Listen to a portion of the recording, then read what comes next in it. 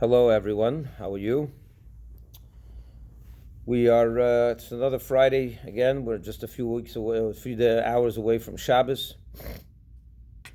And as I always mention, Shabbos in life, we have to always glean lessons, inspiration from the Torah portion of that week. And this week is no different. In fact, we have a very interesting portion this week. It talks about the law of the disease known as leprosy. Not sure that's exact translation, but there was a type of disease that a person can find on his skin or his clothing or even in on his home walls that rendered him or his clothing or the house defiled, and the procedure had to what he should do and how does one become pure again and so on and so forth. But there's one interesting detail in this portion when it talks about the leprosy of the home. It says that when God tells Moses to relate to the Jews that when they come to the land of Canaan, Israel, and they settle the land, there's going to be an outbreak of a disease on their homes. It could happen, but the language that's used is almost that it's going to happen. And in many cases, this is going to necessitate that they break the walls apart and dismantle the home. What would look like a terrible tragedy for a person to whom this happened. But the commentators tell us, Rashi primarily tells us, that this was actually a great favor for the person to whom this happened, because over the 40 years that the Jews were making their way through the desert on the way to the land of Israel, the Canaanites knew about the imminent conquest of the Jewish people of the land, and that they were going to be moving away. So then, with the hope that they would one day come back, they would start putting their treasures, gold, silver, and all kinds of valuables in the walls of their homes. And therefore, says the Torah, that for the Jew whose house now developed this leprosy, and he has to now dismantle the home, this was good news, because he or she would find these treasures that were hidden in the walls, and that would be, of course, of great value.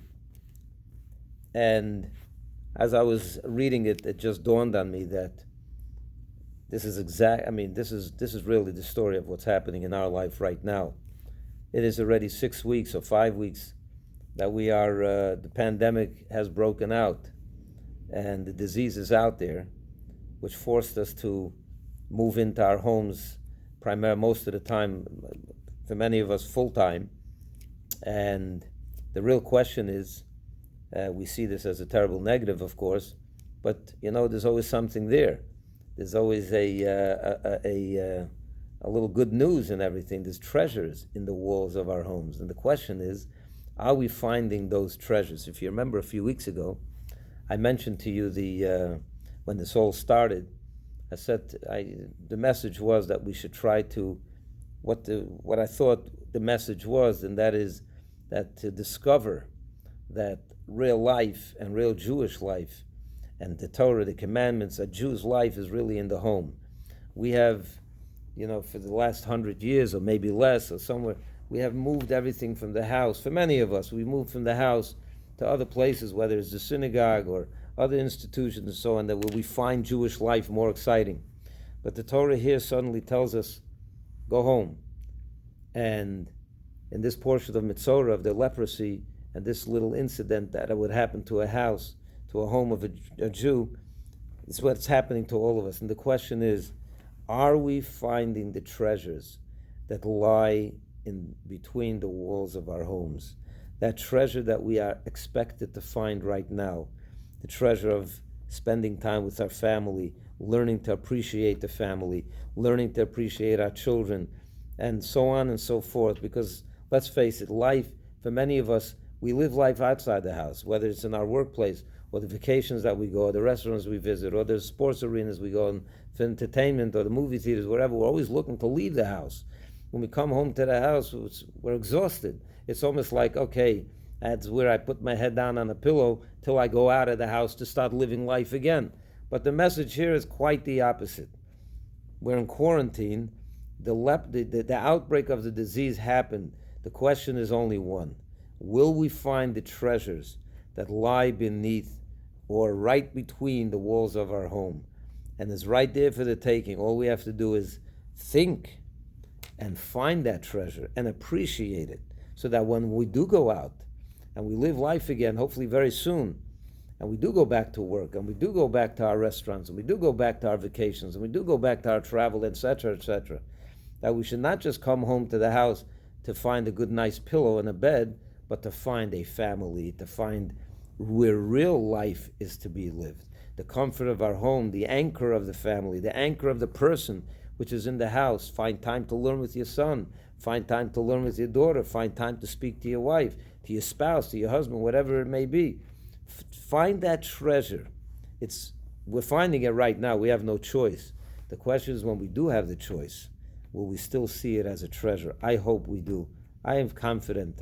God has confidence in us that we will definitely recognize this treasure and never let go of it.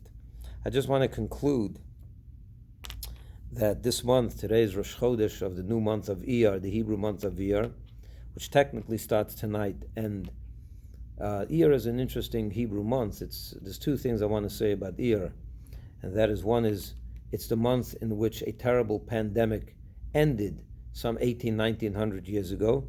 And just briefly, pandemic that struck the 24,000 students of Rabbi Akiva, and Lag BaOmer, it ended. We want to hope that we will have a quick end to this pandemic, just like back in the day when it ended in the month of Iyar. May God help us, and it should end now. And the month of Iyar has something else also in it, in the fabric of the word itself. The word Iyar has 4 Hebrew letters: Aleph, Yud, Yud, and a Resh, makes up the word Iyar. And these 4 letters make up also an acronym for the words Ani Hashem Rofecha. The Aleph is Ani, the 2 Yuds are Hashem's name, and the Resh, the R at the end, is Rofecha, which means, I, God, am your healer. And boy, do we need God as the healer right now.